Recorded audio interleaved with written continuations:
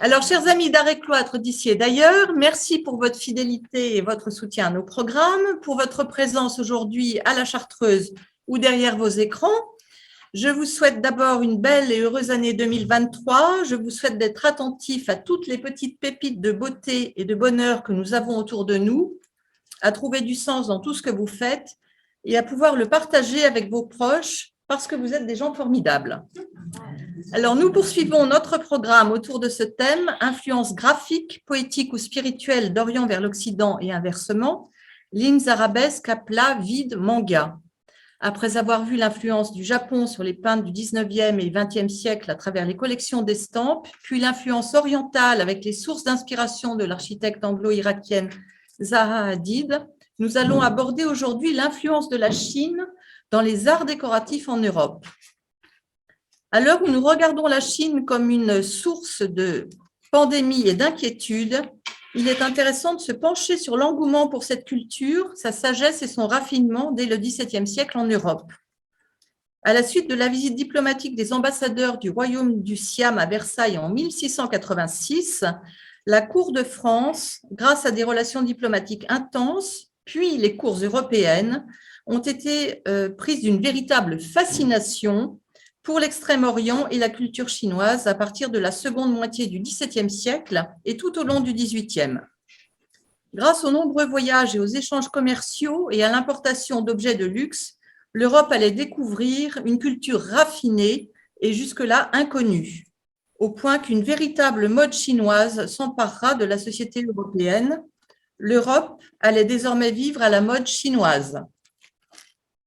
Pour nous en parler, nous avons la grande joie d'accueillir une nouvelle fois Pascal Pradier, moine à Saint-Vendry, qui est le directeur de l'atelier de restauration de l'abbaye. Il nous fait l'amitié de sa présence aujourd'hui après avoir traversé la France d'ouest en est. Ça fait 10 ans que Pascal nous fait l'amitié de venir faire des conférences à la Chartreuse. Sa conférence s'intitule « Le goût pour l'Orient dans les arts occidentaux à partir du XVIIe siècle, peinture, architecture, jardin, décoration ». Il nous introduira dans ce monde fascinant de l'architecture des jardins et de la décoration intérieure qui traduit cette mode de la chinoiserie et nous entraînera dans un voyage aussi fascinant que merveilleux grâce à des objets extraordinaires et à des lieux méconnus dans toute l'Europe. Je vous demande donc de fermer vos micros pour le confort de tous, car nous sommes en présentiel et en distanciel à la fois, et de les rallumer pour les questions à la fin de la conférence. Merci à vous. Sans plus tarder, je vous demande d'accueillir chaleureusement Pascal Pradier et je lui laisse la parole. Voilà, mesdames, messieurs, bonsoir. C'est toujours avec une très grande joie et très franchement un grand bonheur d'être parmi vous ce soir, dans la mesure où, après cette longue interruption due au Covid, eh bien, je me rends compte que je n'étais pas revenu depuis 3 ans. C'est en plus un moment de partage culturel intense que nous allons partager ce soir. Merci également à Laurence Levard qui fait preuve pour chaque nouvelle saison d'Art et Cloître de créativité, d'inventivité dans le choix des thèmes et des sujets.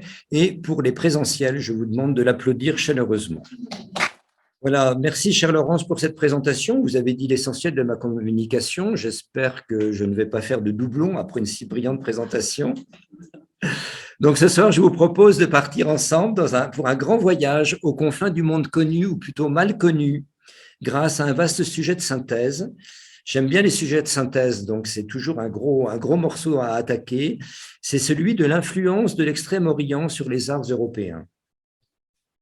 Les exemples que je vous présenterai sont principalement européens, même si beaucoup d'entre eux sont mieux et davantage conservés outre-Rhin, donc en Allemagne ou dans les pays du Nord, qu'en France. La raison, elle en est très simple en fait, c'est que la mode et les goûts français ont évolué très vite dans les demeures aristocratiques en France et que ce qui subsiste a donc échappé aux destructions révolutionnaires ou post-révolutionnaires. Donc, le sujet retenu ce soir est immense et pour arriver à aborder l'essentiel, il m'a fallu ne retenir que les principales choses. Je vous demande donc de me pardonner, ne soyez surtout pas frustrés si je n'aborde pas tous les domaines que vous attendriez peut-être que je vous présente. Ma communication de ce soir pourrait tout simplement vous servir de piste d'envol, soit pour faire des voyages outre-Rhin, soit venir de l'autre côté des Vosges, c'est-à-dire dans tout le reste de la France, ou tout simplement des recherches sur Internet, puisque c'est quand même notre premier lieu d'exercice. Donc, mon plan sera le suivant. Il s'articule en 3 parties. Voilà, merci. Vous voyez, le miracle s'est opéré. Voilà. Je vais pas faire ça à chaque diapo. Non, j'espère que non. Voilà. Donc, je vous disais à l'instant que mon plan sera le suivant. Il s'articule autour de 3 grands axes. Dans une première partie qui va être relativement courte, puisque elle nous servira d'introduction, nous verrons les origines du goût pour l'Orient. Dans une deuxième partie, nous verrons l'influence chinoise dans l'architecture européenne et l'art des jardins, au moins vu d'un certain point de vue. Enfin, une plus grosse partie traitera de l'influence chinoise sur les arts décoratifs. Voilà, je vous propose donc d'aborder la première partie et vous voyez, ça marche, donc continuons. Les origines du goût pour l'Extrême-Orient. On mesure, je crois, difficilement aujourd'hui, grâce à la facilité de l'information qui nous arrive de toutes parts, la fascination qu'a pu exercer sur les hommes et les femmes du XVIIe siècle, la découverte de ces nouveaux mondes, connus grâce uniquement aux récits de voyageurs et aux ouvrages d'histoire sur des mondes plus anciens que notre civilisation européenne.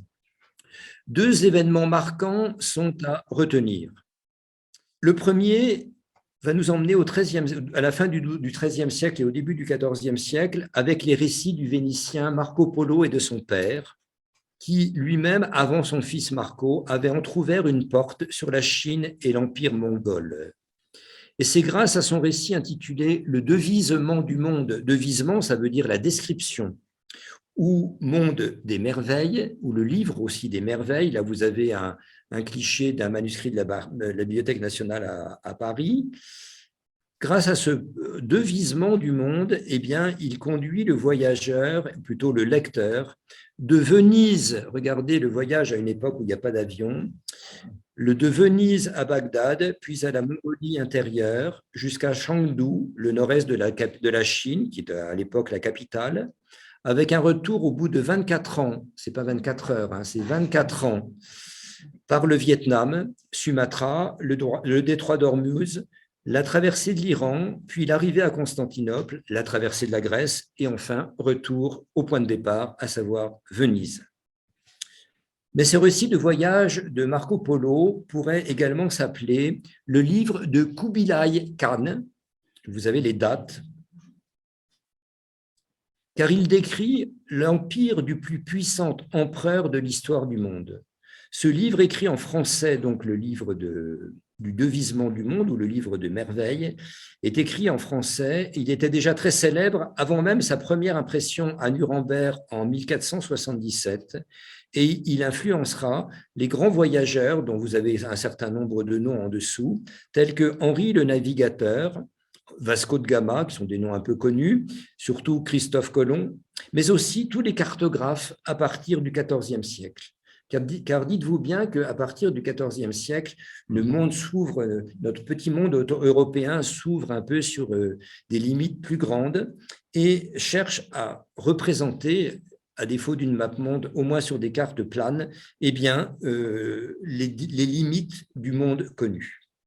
Et à la fin du XVe siècle, lorsque les Portugais eurent franchi le cap de Bonne-Espérance et rouvert la route des Indes et de la Chine, la production de l'Asie orientale commença à être connue en Europe.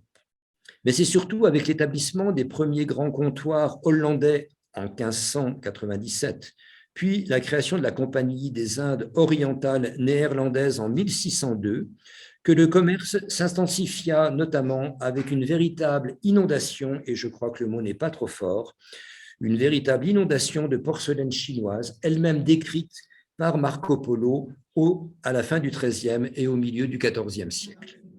Mais en France, c'est véritablement la très fastueuse réception des ambassadeurs du Siam à Versailles par Louis XIV, que vient d'évoquer Laurence à l'instant, le 1er septembre 1686, que va commencer l'intérêt et la curiosité de la cour de France pour l'Extrême-Orient. Alors, il faut bien comprendre que cette venue des ambassadeurs du Siam le 1er septembre 1686 à Versailles, ce n'est qu'une réponse d'un premier envoi fait par Louis XIV de diplomate auprès du roi Pranaraï, le souverain du Siam à l'époque, et qui, en remerciement de sa première ambassade de 1685, eh bien, va répondre par une ambassade fastueuse du 1er septembre 1686. Et c'est seulement à partir de ces premiers échanges entre 1685 et 86 que du Siam, eh bien, les premiers ambassadeurs et missionnaires, principalement des jésuites, eh bien, iront jusqu'à la Chine. Voilà. Mais ça commence grâce aux ambassadeurs du Siam qui vont arriver grâce à des cadeaux diplomatiques qui vont littéralement éblouir la cour de Versailles. Alors, on les voit dans cette gravure de droite en train de déposer au pied du trône royal une pléthore de coffres et d'objets aussi rares que précieux.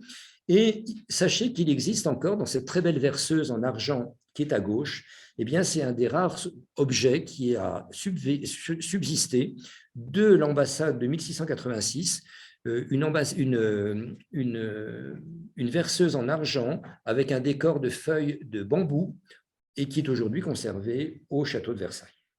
C'est donc depuis cette visite des ambassadeurs du Siam et leurs somptueux présents que le goût royal et l'art français allaient s'ouvrir à de nouvelles couleurs, à des matières et à des formes jusqu'alors inconnues. Grâce à Louis XIV, allait donc débuter une longue période de découverte mutuelle de plus de 100 ans de relations privilégiées entre les deux pays. En fait, Louis XIV, qui était un fin stratège, n'avait d'autre but que d'étendre l'influence française à l'Orient pour faire pièce et concurrence, évidemment, à la compagnie néerlandaise qui était le grand rival des Indes orientales. Voilà, c'est ça, c'est juste, il y a de la culture, mais il y a de la diplomatie et de la politique par-dessous tout ça. Et donc, Louis XIV mit en œuvre une politique diplomatique et scientifique avec l'empereur Kangxi. Voilà. Alors, je suis un peu désolé, mais les clichés et la présentation transforment la lecture de mes légendes, mais l'essentiel, c'est que vous ayez les photos. Et ce portrait de l'empereur Kangxi, qui signifie le Pacifique, qui est le 3e empereur de la dynastie des Qing, eh bien, c'est une plaque de porcelaine qui a été réalisée à Sèvres, donc porcelaine de Sèvres, suite à un dessin, un pastel ou une aquarelle, je ne me souviens plus, faite par un missionnaire jésuite. Et donc, cet envoi diplomatique de 6 jésuites a été financé sur la cassette personnelle du roi Louis XIV afin de gagner la confiance de l'empereur de Chine. Le but, c'était d'être admis à sa cour grâce à la connaissance astronomique, mathématique et médicale de ces 6 jésuites. Et progressivement, ces jésuites parvinrent à gagner la confiance de l'empereur et à mener des travaux scientifiques en partenariat avec les Chinois, et travaux scientifiques de haut niveau compte tenu de l'époque. Voilà les 2 grands événements qui vont ouvrir la porte de la France et des cours européennes sur l'Extrême-Orient, les premiers voyages de Marco Polo, père et fils, et surtout, 1686, la visite des ambassadeurs du Siam à Versailles. Abordons donc la deuxième partie, si vous voulez, de cette communication dans les domaines de l'architecture et l'art des jardins. Les récits et les correspondances envoyées au roi Louis XIV par ces jésuites missionnaires qui étaient en Chine contribuèrent à répandre en France l'idée d'une Chine à la fois attirante et mystérieuse. Et parmi eux, il faut mentionner l'ouvrage d'un rival, un Hollandais, Jean Nieuwhof, qui, quelques années auparavant, avait, pour le compte de la Compagnie néerlandaise des Indes orientales, publié en 1655 le récit de son ambassade. C'est un document préciosissime qui comporte quelques gravures, et vous allez voir que l'esprit européen, s'il a lu l'ouvrage, n'a surtout retenu qu'une gravure et qu'une planche, à savoir les Européens et les Français ont été fascinés par la pagode de porcelaine je dis bien, construite au début du XVe siècle et dessinée par l'empereur Yongle. Ces dates, c'est 1402-1424, je pense que ce sont ses dates de règne. Et cette construction de 9 étages au toit recourbé allait, vous n'imaginez pas, marquer durablement les esprits européens. Et le premier exemple connu de cette influence transposée dans l'architecture européenne de la pagode de Nankin allait apparaître à Versailles. Ah bon? Mais bien sûr que oui, dans ce que l'on a appelé le Trianon de porcelaine. Alors, le Trianon de porcelaine n'existe plus. Il avait été voulu par Louis XIV pour abriter ses amours relativement peu discrètes entre lui-même et Madame de Montespan. Et ce fameux Trianon de porcelaine, grâce aux restitutions 3D d'aujourd'hui, eh bien, on arrive à se figurer un peu à quoi cela ressemblait. Il a été construit à partir de 1670, donc par l'architecte Louis Levaux. Certes, l'architecture de ce Trianon n'avait rien de chinoise, vous me direz. En fait, à l'époque, on considérait qu'une maison qui n'avait qu'un étage correspondait aux maisons chinoises. C'est tout. Et ce qui va donner ce type dit chinois, eh bien, c'est l'idée de recouvrir les murs, les corniches, les toits et les bassins de carreaux de céramique. Et ça, c'est un emprunt direct à la fameuse pagode de Nankin. Ce ne seront toutefois pas des carreaux de porcelaine de Chine, mais des carreaux de faïence bleue et blanche qui proviendront de manufactures non pas chinoises, mais européennes, comme les manufactures de Hollande, comme celle de Delft, de Rouen, de Nevers, de Lisieux, ou un peu plus loin d'ici, Saint-Clément, près de Nancy, les manufactures de, en gros, Saint-Clément-Lunéville. Mais ce magnifique décor de faïence, alors, il est passé en vente en 2010 chez Sotheby's à Londres, une restitution, un très beau dessin qui vous donne une idée un peu de la richesse de ces petits bâtiments, et est passé chez Arcurial en 2011, un grand vase de jardin qui provient à 99% du Trianon de porcelaine. Il est en faïence de Nevers et il a été adjugé 40 000 €.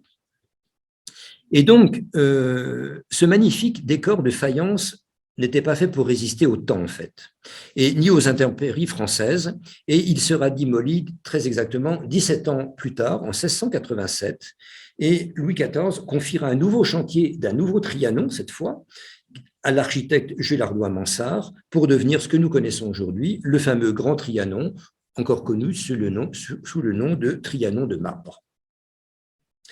Mais vous savez que les cours européennes avaient les yeux braqués sur la cour de France, qui faisait la mode à cette époque-là dans toute l'Europe.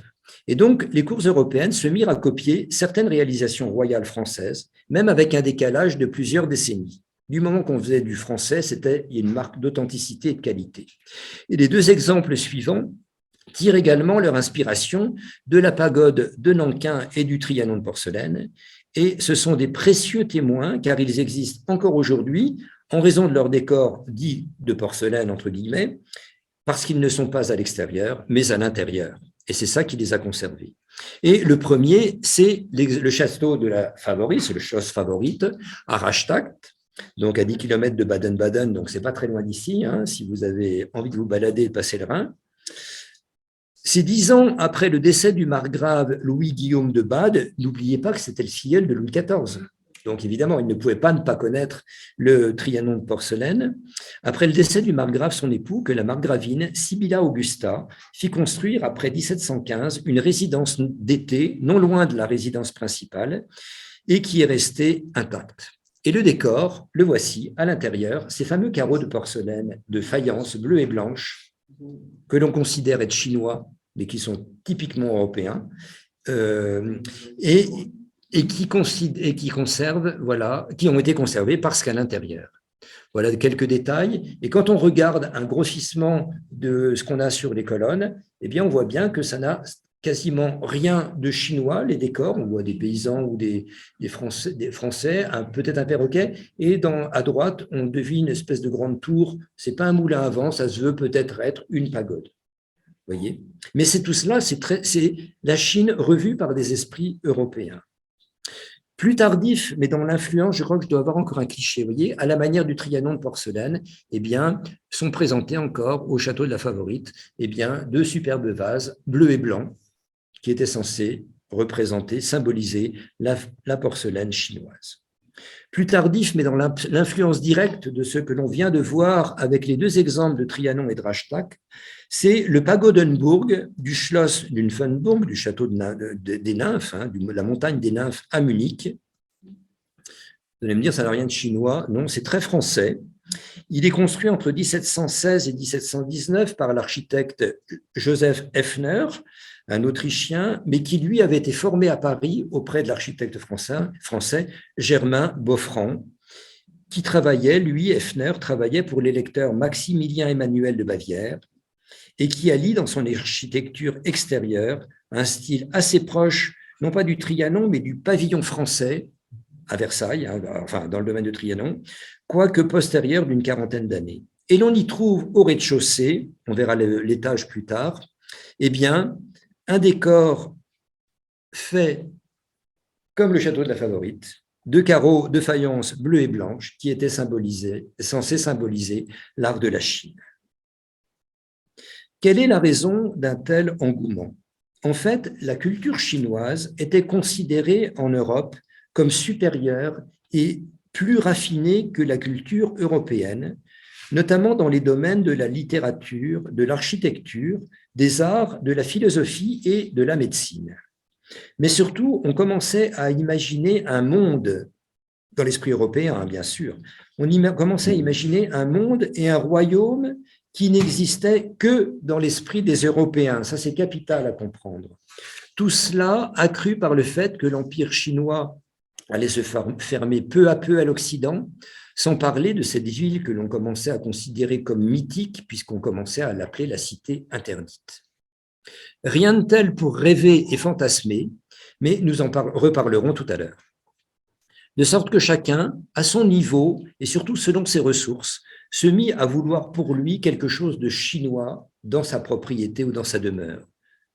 La mode, une fois lancée dans l'aristocratie et parmi les souverains européens, on allait voir se multiplier diverses constructions aussi originales que fantaisistes, mais qu'un Chinois des XVIIe et XVIIIe siècles aurait raillé, moqué, parce que ça ne correspondait absolument pas à ce qu'il voyait en Chine.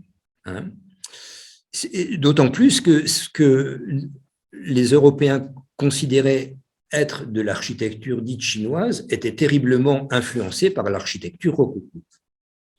Ainsi, en Suède, si on prend un exemple, la Suède, je vous le rappelle, est alors considérée comme l'une des nations les plus puissantes d'Europe au XVIIe siècle, tant du point de vue culturel que politique. Et le domaine royal de Drottningholm, en Suède, se voit doté d'un pavillon chinois grâce à l'architecte Carl Fredrik Adelkrantz, lequel avait été envoyé en France dès 1753 pour réunir les plus beaux modèles de décors intérieurs dits chinois et pour les importer en Suède. Et ce pavillon a été offert comme cadeau d'anniversaire par le roi Adolphe Frédéric à son épouse Louise Ulrich, comme lieu de plaisance pour la cour, pour jouer aux cartes, pour converser, pour broder. Et il constitue un exemple typique de ce que l'on imaginait de l'architecture chinoise. Alors, on voit bien que ça y ressemble, mais ce n'est pas franchement ça. Idéal pour caractériser les relations entre l'Europe et l'Asie au XVIIIe siècle. Si l'on passe le Rhin et qu'on va voir en Allemagne, il est important de citer le pavillon chinois de Sanssouci, près de Berlin, à Potsdam, construit par l'architecte Johann Gottfried Bühring à la demande du roi Frédéric II, donc de Prusse, le grand Frédéric, entre 1754 et 1757. Et c'est l'exemple type d'une architecture et d'un décor revisité par un Européen pour servir de lieu de détente hors des contraintes et des fastes de la cour. Mais Bühring était un petit coquin parce que ce n'était pas une pure création, il n'avait fait que reprendre le pavillon de thé construit par l'architecte Emmanuel Héré pour le roi Stanislas Leczinski, le roi de Pologne exilé à Lunéville, pour la cour de Lunéville, lequel pavillon de thé a malheureusement aujourd'hui disparu avec beaucoup d'autres fabriques qui étaient dans le parc du château de Lunéville.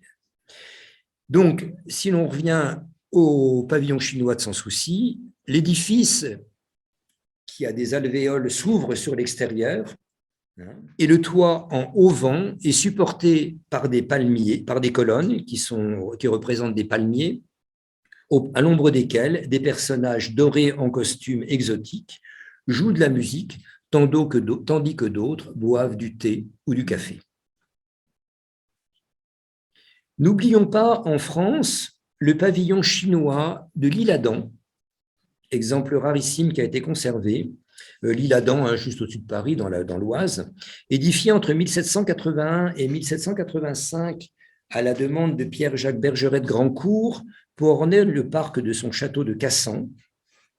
C'est un monument de forme octogonale constitué d'un soubassement de pierre et surmonté d'un pavillon de bois recouvert de cuivre.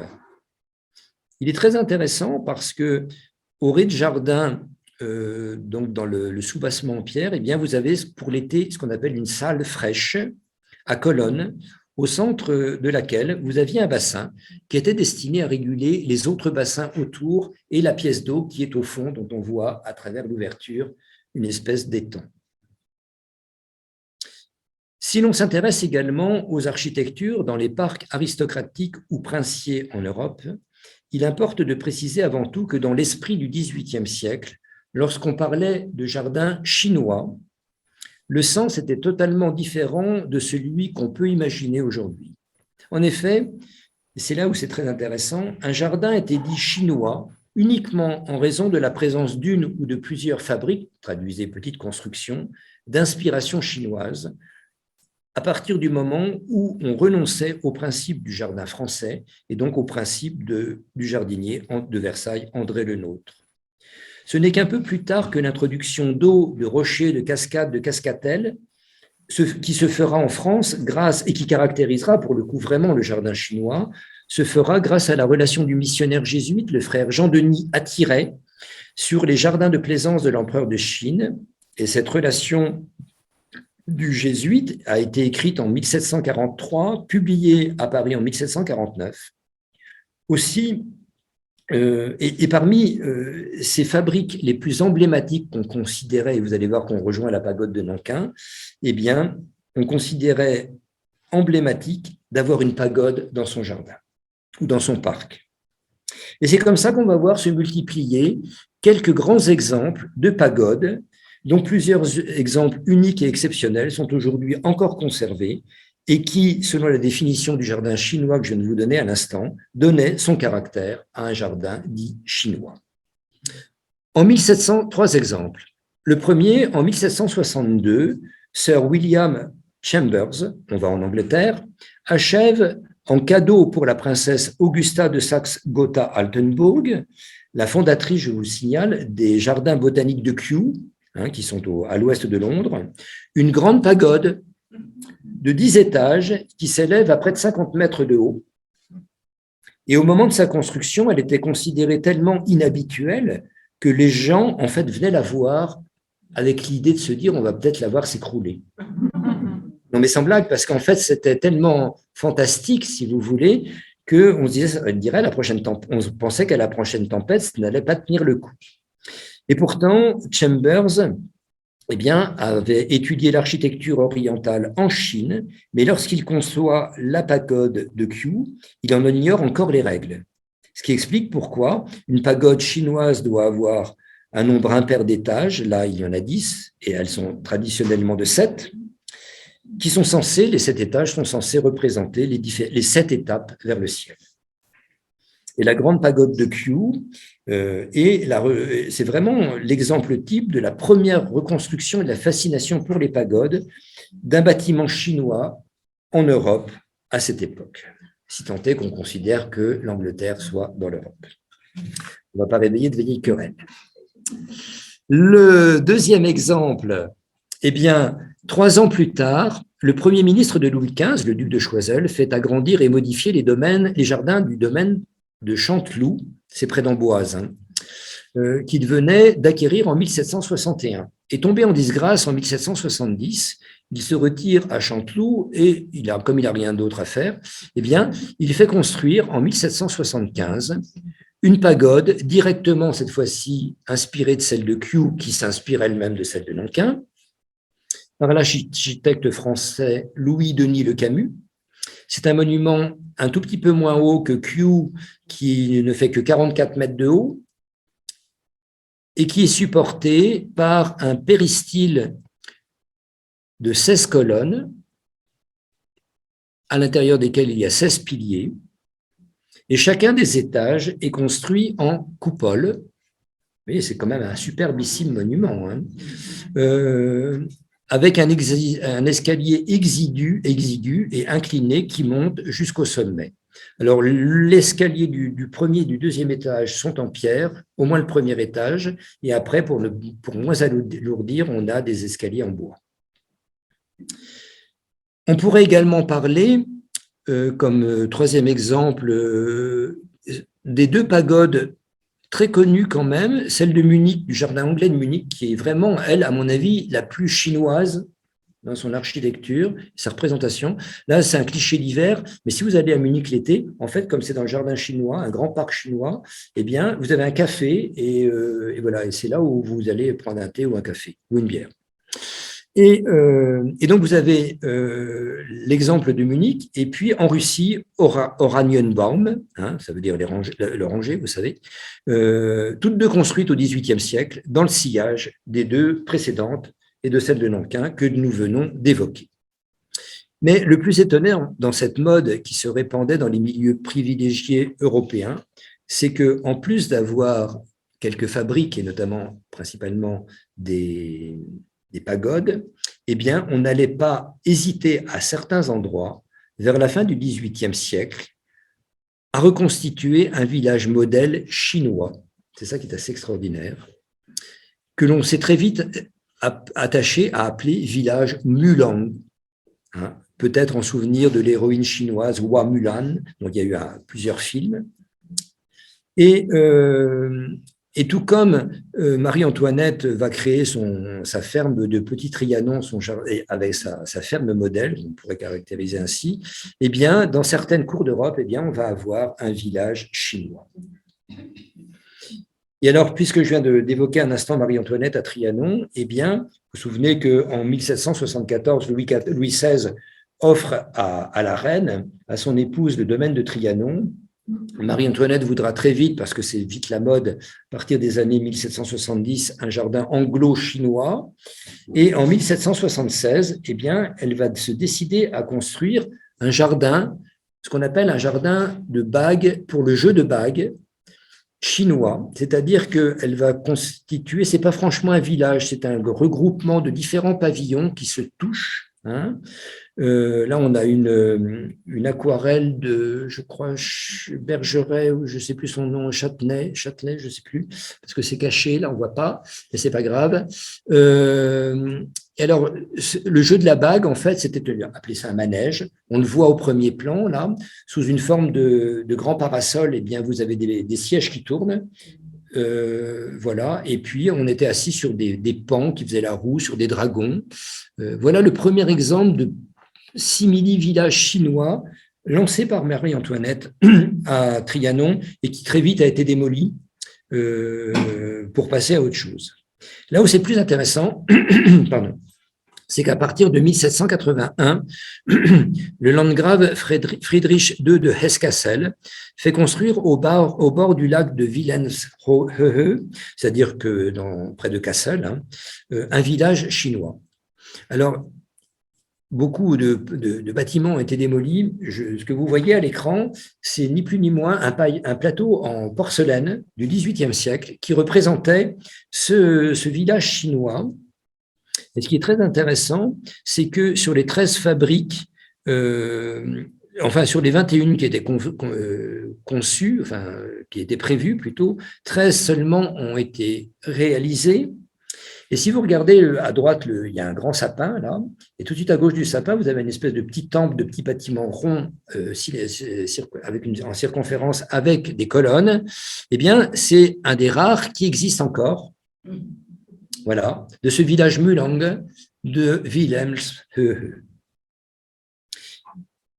Et la Russie, qui construit toujours des choses à la dimension de son pays, À la même époque, en Russie, l'impératrice Catherine II, je vous redonne ces dates, 1729, elle occupe tout le 18e, 1729-1796, fait construire à proximité de l'immense palais de Tsarskoye-Selo un village chinois, donc, que l'on aperçoit en dessous, là. Vous êtes en train de partager votre écran, là, vous voyez, en dessous du verre, on l'aperçoit, vous allez mieux le voir dans un instant.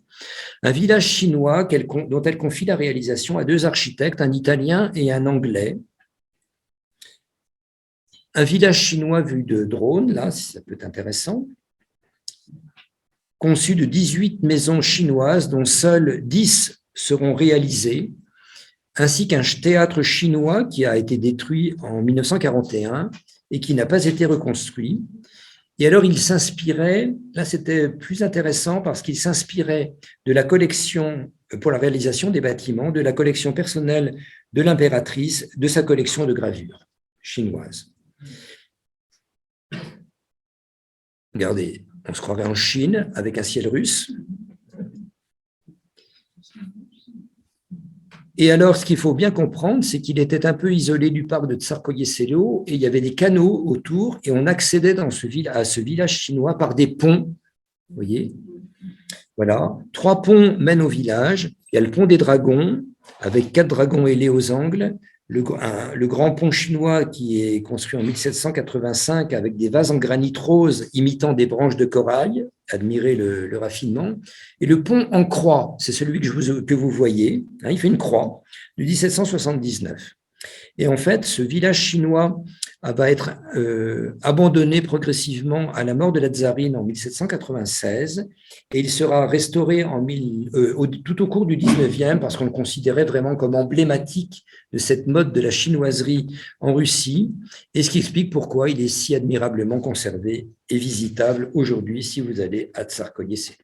On vient de voir, eh bien, dans cette partie, les domaines de l'architecture et de l'art des jardins. On voit que jusqu'à présent, si vous voulez, l'art de la Chine était relégué au fond des jardins ou au milieu des jardins. Allons dans les bâtiments maintenant. C'est la 3e partie que je vous propose de partager ensemble. Vous me suivez toujours? Vous êtes toujours là? Les distanciels sont toujours là, je l'espère, ne se sont pas endormis ou déconnectés? Non. Voilà, donc j'entends quelques voix, donc on va continuer. Abordons maintenant donc l'influence chinoise dans les arts décoratifs. Entre l'architecture et les arts décoratifs, eh bien, c'est un autre aspect de l'art de la Chine qui est très prisé en Europe grâce à l'importation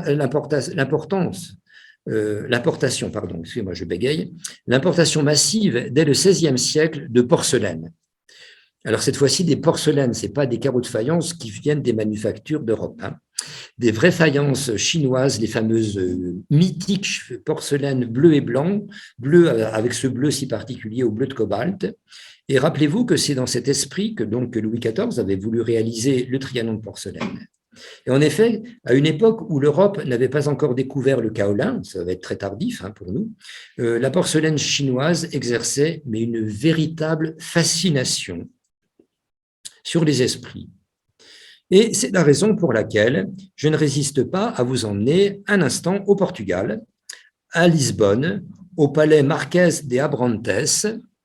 Bon, je suis désolé pour le panneau parking, hein, voilà, que l'on voit. Bon, j'ai pas voulu le gommer sur la photo. Sachez que ce palais Marquês de Abrantes, eh bien, c'est aujourd'hui le siège de l'ambassade de France à Lisbonne depuis 1909 et qui a été la résidence royale de Manuel Ier, qui lui-même était l'instigateur de la première exploration de la Chine, et il résida dans ce palais de 1501 à 1521.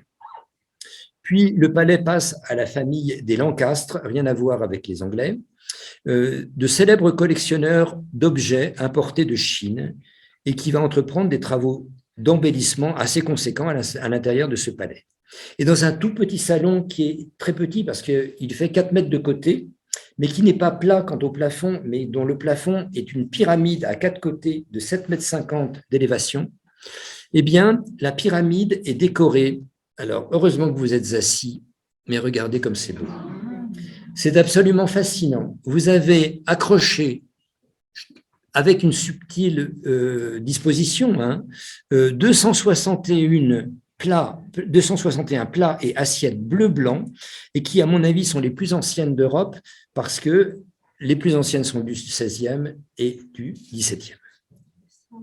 Et ce qui est d'autant plus extraordinaire, c'est que vous savez que Lisbonne a été secouée par plusieurs tremblements de terre, et qu'il faut croire que les clous tenaient bien, puisque rien n'est dégringolé à l'occasion, et que la pyramide et le toit tiennent toujours. Voyez. Donc c'est assez fascinant. Quand on voit cette disposition des plans, on croirait des petits nuages. Hein, voilà. Alors, dans le même esprit, mais cette fois à l'extrême fin du XVIIe siècle, si on va à la périphérie de Berlin, le palais de Lietzenburg, c'est une maison de plaisance bâtie en pleine campagne entre 1695 et 1699. Et après la proclamation de Frédéric Ier comme empereur de Prusse, eh bien, il va le devenir le fameux Charlottenburg, hein, de Berlin, à partir du moment où il devient un lieu de retraite de l'épouse de Frédéric Ier. Et pourquoi Charlottenburg? Parce que son épouse s'appelait Sophie Charlotte, qui fait installer un cabinet de porcelaine. Elle était, si vous me permettez l'expression, dingue des porcelaines. Et on peut comprendre. Constituée à l'origine de 418 pièces de porcelaine d'Imari, donc du Japon, hein, et de bleu-blanc des dynasties Ming et Qing et de l'époque Kangxi, donc contemporaine de Louis XIV, il est augmenté, ce cabinet de porcelaine, après la mort de Sophie Charlotte, et pour atteindre le nombre de 2700 pièces. Et l'effet de la présentation est encore plus impressionnant parce qu'il est accru par l'effet des miroirs derrière les étagères, enfin ce qui sert les présentoirs plutôt. Et regardez, c'est assez impressionnant quand on tourne les yeux de quelque côté, qu'on se retourne, on voit l'esprit d'un collectionneur ou d'une collectionneuse fascinée par la porcelaine de Chine au XVIIe siècle et au XVIIIe siècle. Et si vous allez vous balader encore un peu plus loin que ce cabinet des porcelaines, il y en a partout. Il y en a partout, et c'est là où, si vous allez à Charlottenburg, vous verrez des choses absolument superbes. Et donc, ce cabinet de Charlottenburg n'était pas arrivé comme ça au hasard dans l'enfilade des salons, hein, parce que c'est le point culminant de l'enfilade des grands appartements du palais, et un peu comme s'il y avait une progression dans la beauté, si vous voulez, pour recevoir ambassadeurs et dignitaires. Alors, si on va se coller le nez sur une petite étagère, vous voyez, on voit même des Chinois à la manière européenne qui se sont amusés à prendre comme chapeau des plats renversés sur la tête et qui vous apportent le thé dans des théières. Voilà. Un autre exemple de transition qui bascule toutefois résolument dans le XVIIIe, et il se trouve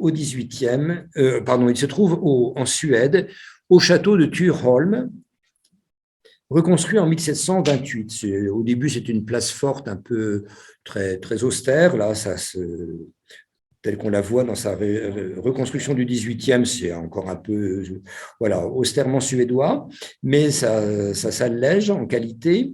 Et la cuisine du château est incroyable d'élégance. Elle était aménagée en 1746, et je remercie Laurence Levard d'avoir choisi le cliché de l'affiche et de la présentation, puisque voici cette superbe cuisine.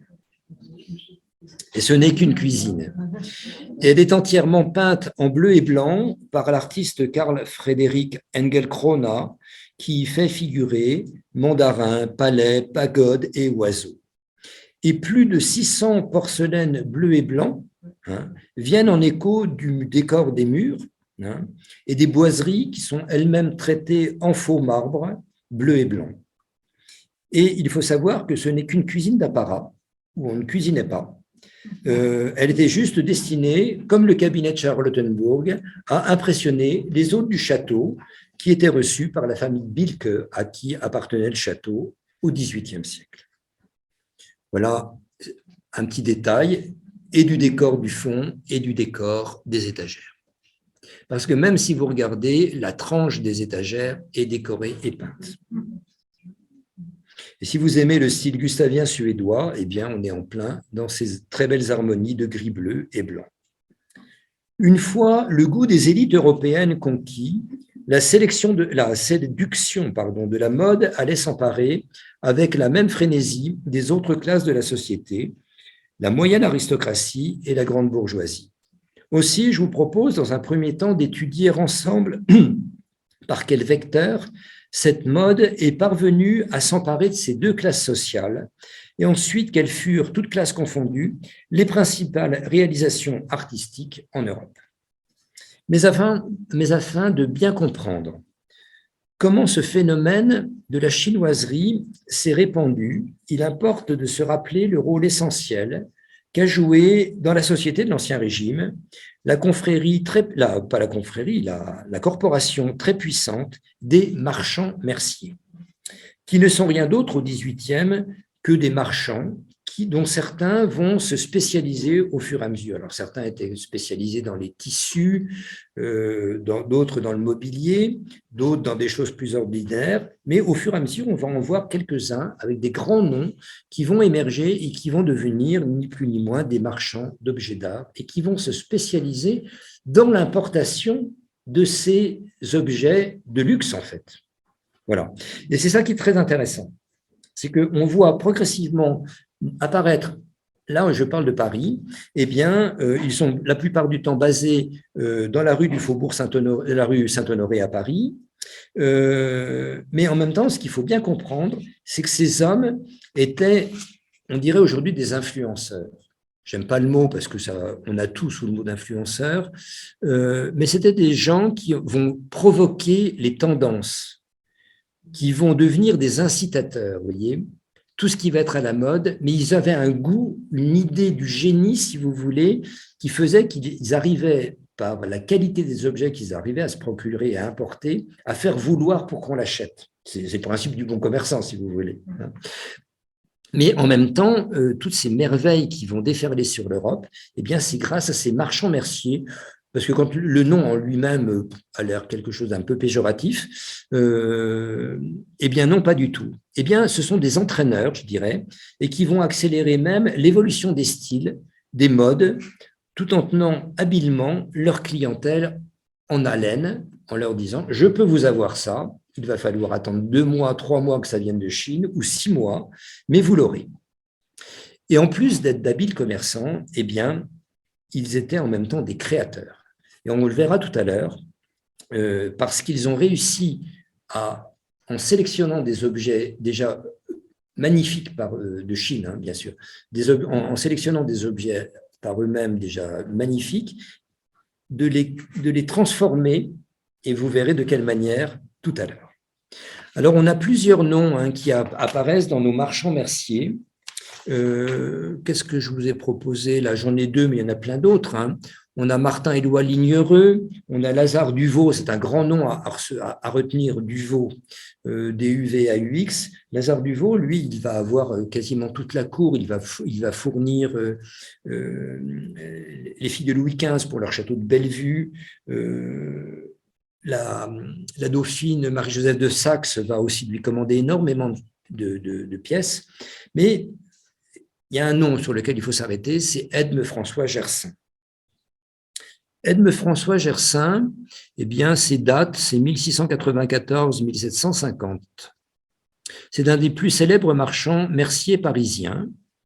Alors, il faut savoir que tous ces marchands merciers, évidemment, pour attirer de la clientèle, il leur fallait une enseigne. Et une enseigne, comme on dit, qui cause, qui soit alléchante et attractive. Alors, il y en avait une qui s'appelait Au Roi des Indes, comme par hasard, au château de Bellevue, il fallait faire rêver, bien évidemment, à la Couronne d'Or, au Roi d'Espagne. Et alors, Edme François Gersaint, lui, va avoir son enseigne qui s'appellera Au Grand Monarque. Et alors, il était assez malin parce que il était, en plus d'être marchand mercier, on pourrait, si vous ça vous amuse de creuser ça, tapez sur Internet marchand mercier, outre Wikipédia, vous verrez quelques bons articles universitaires sur les marchands merciers de Paris, et vous verrez, c'est vraiment passionnant, on apprend des tonnes de choses, ce sera un peu en complément de tout ce que je ne peux pas vous dire ce soir.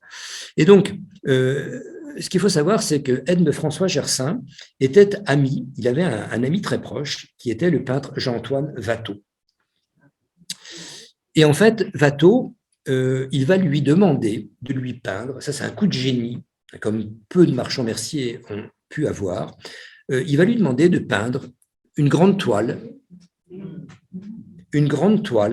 qui fait 3,06 m de long par 1,66 m de haut, et qui va s'appeler, comme par hasard, À la pagode. Ben voyons, hein, c'est cousu de fil blanc, celle-là, tout ça. Et en quelques jours, à l'automne de 1720, Watteau va peindre l'intérieur d'une boutique de marchands merciers. Voilà, comment faire rêver les gens avec de belles choses.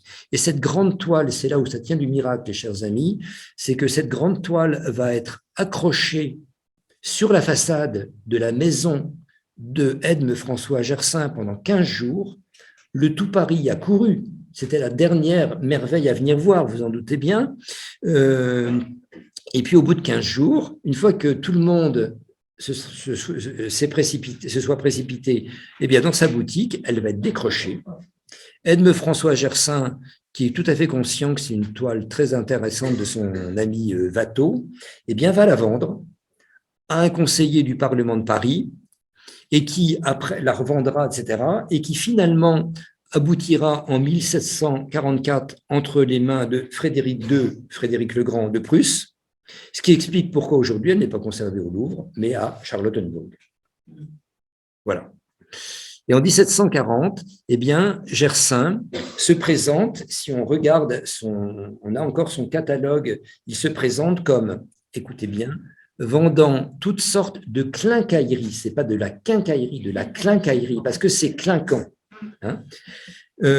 Alors, comme vendant toutes sortes de quincailleries nouvelles et de goût, bijoux, glaces, tableaux de cabinet, pagodes, je vous en prie, hein, vernis et porcelaine du Japon, coquillages et autres morceaux d'histoire naturelle, on voit bien qu'il verse un peu dans le cabinet de curiosité, cailloux, agates et généralement toutes marchandises curieuses et étrangères. En gros, ce que je ne l'ai pas, je peux vous l'avoir. Voilà. Donc, si ça, ce n'est pas un trait de génie, bravo. L'autre influence capitale pour le développement de l'art de la chinoiserie fut celle des ornemanistes. Alors, les ornemanistes, c'est un mot qu'on ne rencontre pas tous les jours, ce sont, vous allez me dire, des gens qui peignent des ornements, mais ce sont en gros des peintres. Et qui, et plus particulièrement, grâce à deux peintres français du XVIIIe siècle, Jean-Antoine Watteau, qu'on vient de nommer à l'instant, et François Boucher. Et les frères de Goncourt, qui sont les critiques et historiens d'art du XIXe, diront de François Boucher qu'il fit de la Chine une des provinces du rococo. Watteau, donc voilà deux représentations là qui sont à New York. Alors on voit bien qu'il imagine la Chine, hein. C'est pas du tout ça. Voilà. Watteau et Boucher, grâce à leur gravure et à leur peinture, contribuèrent à faire de la Chine un pays et surtout, entendez bien, un univers fantasmé, en reprenant les figures du chinois et de la chinoise suivant les canons occidentaux, comme des éléments caractéristiques d'un Orient toujours aimable mais rêvé. Voilà. C'est ça qu'il faut bien comprendre. Et pour Boucher, c'est exactement pareil. Vous voyez cette très belle toile qui est au musée des Beaux-Arts de Besançon. C'est une Chine de salon, je dirais. Hein. Les figures exécutées par les artistes européens présentent presque toujours les mêmes éléments d'identification de leur appartenance à l'Orient, des yeux bridés bien évidemment, des longues moustaches et parfois une barbiche pour les hommes avec un crâne rasé et une longue mèche de cheveux là partant du sommet du crâne. Quant aux femmes, elles évoluent dans des architectures légères, elles portent des vêtements longs et amples, richement décorés, avec non loin d'elles une pagode à étages ou d'autres bâtiments emblématiques. Et ces représentations connurent un succès, mais vous n'imaginez pas, prodigieux, parce que je crois qu'elles faisaient rêver. car elles emportaient le spectateur dans un univers merveilleux, rêvé et séduisant, voyez. Et au point que la reine Marie Leczinska, vous savez que c'est la fille de Stanislas Leczinski, le roi de Pologne exilé à Lunéville, donc beau-père de Louis XV et épouse de Louis XV, et Marie Leczinska va être tellement passionnée va vouloir un cabinet chinois. Alors, elle en fera réaliser un en 1747 dans ses appartements intérieurs à Versailles, qu'elle fera démonter, et un deuxième en 1761. Et comme elle était très bonne, elle peignait très, très, très bien, eh bien, en plus de demander à 5 peintres, dont je vous ferai grâce des noms, des toiles pour son cabinet, elle en a peint 4 elle-même, et vous allez voir la qualité. Je ne vous en présente que 2. Voilà, ça c'est une reine de France qui sait peindre. Et ces toiles sont du cabinet à la mort de la reine, à la mort de Marie Leczinska. Elles ont été léguées à sa dame d'honneur, et via la comtesse de Noailles, qui devait être une de ses descendantes, eh bien, est passée en ligne directe dans cette famille, est conservée et achetée il y a quelques années, enfin il y a plus d'une dizaine d'années, par Versailles, où elles sont aujourd'hui présentées. Mais le cabinet lui-même, où elles étaient destinées à être exposées, n'existe plus. En plus de Jean-Antoine Watteau et de François Boucher, il faut nommer aussi un autre ornemaniste qui est Jean-Baptiste Pillement, pas Pigment, mais Pillement. Ses dates, c'est 1728-1808, et qui, par ses recueils d'estampes et ses magnifiques peintures, ça c'est au Metropolitan à New York, va exporter ses modèles parce qu'il a l'idée de parcourir toute l'Europe et toutes les cours d'Europe en mettant ses talents au service des cours européennes et propageant un style français de chinoiserie. C'est ça qu'il faut bien comprendre. C'est que la France va tellement s'approprier l'idée d'une Chine rêvée et merveilleuse qu'elle va la déformer, la transformer, et c'est par ces ornemanistes-là que, eh bien, on va les retrouver dans les cours européennes. Mais avant de parcourir les principaux lieux européens, restons un instant en France grâce à des décors intérieurs impressionnants, tant par leur qualité que par leur diversité. Un petit rappel historique, dès le XVIIe siècle, les peintres flamands s'étaient amusés à mettre en scène des singes, vêtus comme des humains, buvant, fumant, mangeant au cabaret. Et la mode de la Chine allait permettre un rapprochement qui allierait dans de magnifiques boiseries décoratives, eh bien, chinoiserie et singerie. Et un très bel exemple au château de Chantilly, lui-même très bel endroit aussi que je vous encourage de visiter. Le château de Chantilly, eh bien, il y a 2 singeries, la grande et la petite singerie. Le château de Chantilly, ces singeries ont été réalisées donc, pour le duc Louis-Henri de Bourbon, plus connu sous le nom de prince de Condé, en 1735 et 1737.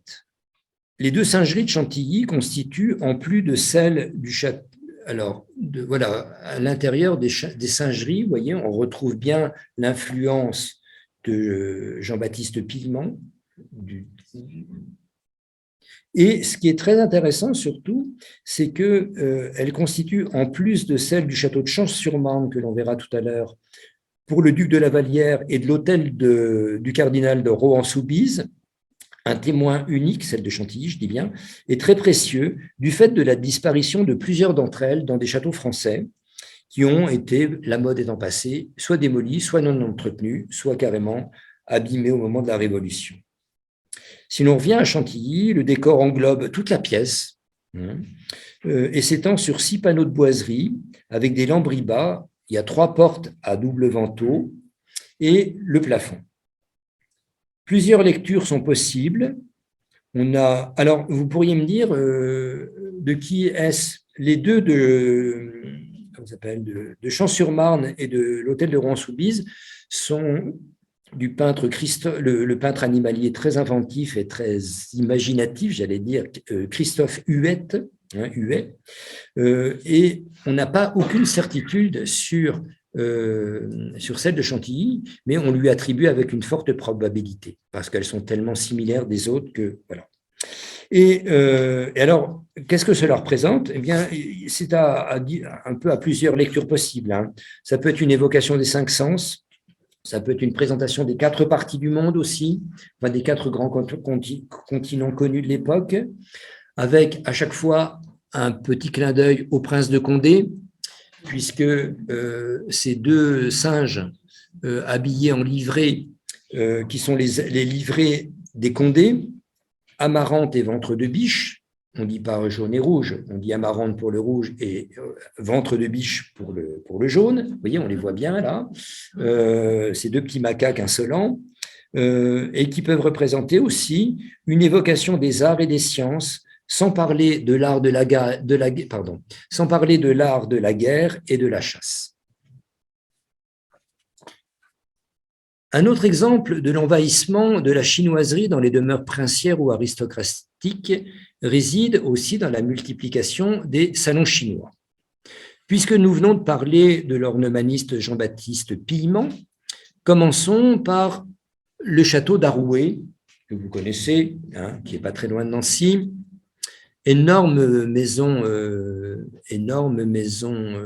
voilà, princière, construite pour le prince de Beauvau-Craon. Et Jean-Baptiste Pillement, dans une des tours, eh bien, a réalisé un salon chinois. Et quand on voit le décor d'Arouet, on ne peut pas ne pas penser au panneau que je viens de vous présenter à l'instant, qui est au Metropolitan Museum de New York, d'une Chine imaginée, si vous voulez, hein. Dans une des tours, le salon chinois est décoré donc par Pillement. Il est commandé par la princesse de Beauvau-Craon, qui elle-même était férue d'art asiatique, hein. Et ce salon ovale, aux murs bleus, unis, présente de grandes scènes de chinoiserie délimitées par des arabesques. Et c'est là, quand on voit des photos de ce style ou des lieux aussi emblématiques, qu'on ne peut pas faire cette réflexion. On ne peut pas ne pas faire cette réflexion.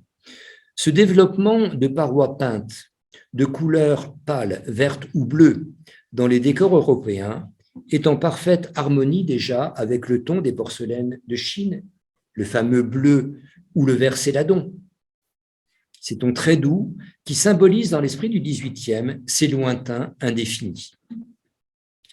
L'Orient des jardins permet désormais de repenser l'ornement des dedans, des intérieurs de maisons, et d'assigner une nouvelle place, ça c'est très important, d'assigner une nouvelle place au rapport des couleurs et des dorures. Mais on assiste désormais à la création d'un nouveau rapport de teinte et à l'abandon de l'agencement qui a prévalu jusqu'alors dans la disposition des murs et des tableaux. Comment voulez-vous accrocher des tableaux sur des murs pareils? Il n'y a plus de place.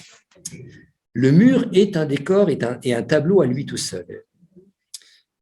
Et le mur, désormais, ne semble plus assujetti au rythme de l'architecture occidentale. Et ça, c'est vraiment très bousculant dans l'esprit européen. L'apparente absence de règles et le nouveau type de regard obligent l'œil à se mouvoir autrement. Parce qu'on a presque un monde flottant, si vous voulez. Voyez. Parmi les nombreux salons chinois en France, après celui d'Arouet, il y a celui du château de Champs-sur-Marne, qui, je vous encourage à visiter, a été restauré, réouvert au public après une longue campagne de restauration. Tout l'intérieur, c'est absolument sublimissime, que l'on doit encore, les décors du salon chinois que l'on doit au peintre Christophe Huet en 1748, qui sont typiques du goût français très pur, mais qui obéit aux codes et aux stéréotypes du XVIIIe, tels que l'on peut imaginer la Chine depuis la France. Oui, c'est quand même très, très, très pur, très ordonné. On sent là, à la limite, à la différence d'Arouet, que l'architecture a encore sa main mise dans le décor, alors qu'Arouet, c'est déjà plus le cas. Vous voyez ? Et c'est également Jean-Baptiste Christophe Huet, je vous dis une bêtise, c'est Christophe Huet en 1748 donc, qui décore ce salon chinois de Champs-sur-Marne, et c'est lui qui va décorer juste à côté de ce salon chinois un boudoir voisin dans des camailleux de ton bleu cette fois, qui lui est directement inspiré de la chambre bleue de la comtesse de Mailly, réalisée pour son château de Choisy en 1742. Si l'on quitte la France, on a quand même quelques très beaux exemples conservés. Pour aller un peu à l'étranger, l'Allemagne détient quand même un beau record de merveilleux endroits. L'Allemagne est particulièrement représentée avec en particulier à Munich, on en a parlé tout à l'heure, ce petit pavillon français, là, le Schloss Nymphenburg avec le Pagodenburg dont je vous parlais, dont on a vu le rez-de-chaussée en carreaux bleus et blancs. Eh bien, si on va voir à l'intérieur du premier étage, eh bien, c'est l'étage qui nous intéresse car il est constitué de 2 pièces, le salon chinois et le cabinet rouge. Et c'est surtout le salon chinois qui est intéressant, que je vous présente, qui relève d'une interprétation très sensible de la peinture chinoise. Là, on se croirait, on a fait quelques milliers de kilomètres pour se dépayser, car le salon chinois combine des murs tendus de papier chinois, de papier peint chinois, qui est venu de Chine, mais qui a été acheté comme par hasard au marchand Mercier de Paris, avec les bois de laque noirs qui sont ornés non pas de motifs qui ne viennent pas de Chine, mais du Japon. Donc, vous voyez cette alliance très intéressante. Comment, au rez-de-chaussée, on a une Chine qu'on imagine avec des carreaux de faïence qui viennent de nos manufactures européennes et l'étage qui est carrément chinois.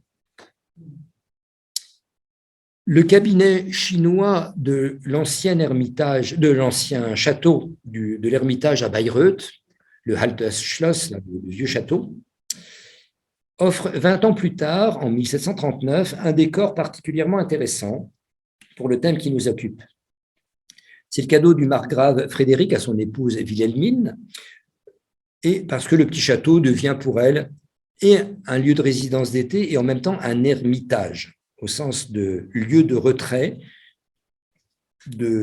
pour méditer, prier, philosopher, je dirais. Et la margravine, eh bien Wilhelmine fait alors réaliser, elle avait en sa possession 2 panneaux de laque chinois, de Coromandel, et elle va faire réaliser d'autres panneaux destinés à recouvrir l'intégralité des murs de son cabinet. Personnellement, je trouve que c'est un décor qui est étourdissant de beauté et qui est composé en fait de 2 rangées de panneaux sur un lambris bas. Vous voyez, on voit bien qu'en bas, voilà, il y a un lambris bas et qui représente des scènes variées de la vie de la cour en Asie, tout comme la vie des voyageurs occidentaux dans ces pays-là, évoluant entre animaux asiatiques et fantastiques.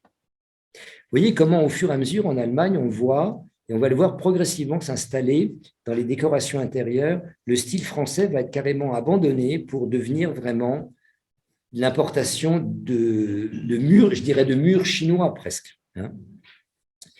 La Suède, quant à elle, recèle, on va y revenir, on l'a vu tout à l'heure pour l'extérieur, un précieux trésor dans la résidence royale de Drottningholm, près de Stockholm, dont nous avons vu l'extérieur à l'instant. Le succès de ce pavillon chinois fut immense, vous l'avez vu, par ses façades-là tout à fait étonnantes, mais surtout à l'intérieur, ces 4 salons, décorés de manière variée par un Suédois, Johan Pasch. Et le salon bleu, alors lui, on voit qu'il est encore inspiré du style chinois-français, puisqu'il est tiré, Pasch va s'inspirer de gravures de Huquier, d'après des scènes de la vie chinoise de François Boucher, peinte en 1742. On voit l'introduction quand même d'un paravent sur la droite. Mais ce qui est plus intéressant et qui confirme mon propos, c'est le salon jaune, voyez, qui reçoit de magnifiques et précieux panneaux de vieux lacs à fond noir. On ne dit pas une laque, on dit un lac. Et c'est là où c'est très intéressant à Drottningholm parce qu'on a l'introduction, regardez, de ces panneaux quand on les regarde de près, mais qui en même temps mélangent dans les supports Un style encore François Boucher, vous voyez. Si l'on poursuit notre périple, je vous laisse imaginer que les résidences royales ou princières ont rivalisé de raffinement et d'ingéniosité dans l'aménagement, qui d'un cabinet chinois, qui d'un salon chinois. En effet, il importe de comprendre que l'on assiste avec ces créations, qui sont l'art de la Chine revisité par des Européens, à une autre manière d'accéder à une distinction du goût. Ça, c'est très important. Et j'emprunte quelques petites réflexions comme ça, pseudo-philosophiques, mais en histoire de l'art, à une très bonne historienne de l'art qui doit enseigner à Toulouse, qui est Isabelle Tillereau, qui a publié un ouvrage Orient et ornement aux éditions des Sciences de l'Homme, et elle consacre 2 superbissimes chapitres. Le chapitre 4, l'Orient des décorations, chapitre 5, l'idée orientale du goût. Si vous voulez avoir une très bonne doctrine sur le sujet, je vous y renvoie, et ne trouvant pas mieux, eh bien, je la cite dans mes petits commentaires philosophico-historiques et esthétiques. Et donc, c'est une manière d'accéder à une distinction du goût. La splendeur des couleurs de l'Orient, si séduisante soit-elle, a partie liée avec un évincement des proportions, ce qu'on disait tout à l'heure, pierre de touche de l'architecture occidentale, et par là même de la notion de goût. Le décor chinois, même apposé sur une architecture européenne, correspond au déni d'une bienséance. C'est ça qui est très intéressant. Au déni d'une bienséance et d'un apogée de la convenance. On sent qu'il y a déjà de la fronde derrière tout cela, même si le mot est déjà un peu anachronique. Au déni d'une bienséance et d'un apogée de la convenance. Or, à cette époque, vous en doutez bien, seule l'aristocratie ou la grande bourgeoisie avait les moyens de s'offrir ce genre de luxe. Et parmi les choix drastiques que j'ai dû opérer pour vous présenter des lieux emblématiques, arrêtons-nous un instant sur plusieurs salons chinois du palais de Schönbrunn à Vienne. Énorme résidence d'été, énorme résidence d'été, et je vais prendre 3 exemples de salons chinois aussi différents et emblématiques les uns que les autres, et qui vous montrent à l'introduction, évidemment, l'abandon progressif du style chinois français. Le vieux salon Lac, regardez. Le vieux salon Lac, aménagé après la mort de l'empereur François de Lorraine-Habsbourg, bien sûr, ou de Habsbourg-Lorraine, en 1765 par son épouse Marie-Thérèse. Les panneaux de Lac Noir sont importés de Pékin. Et ce qui est très intéressant, c'est qu'ils sont insérés dans des boiseries de noyer, entourées elles-mêmes ou décorées de moulures dorées de forme rocaille.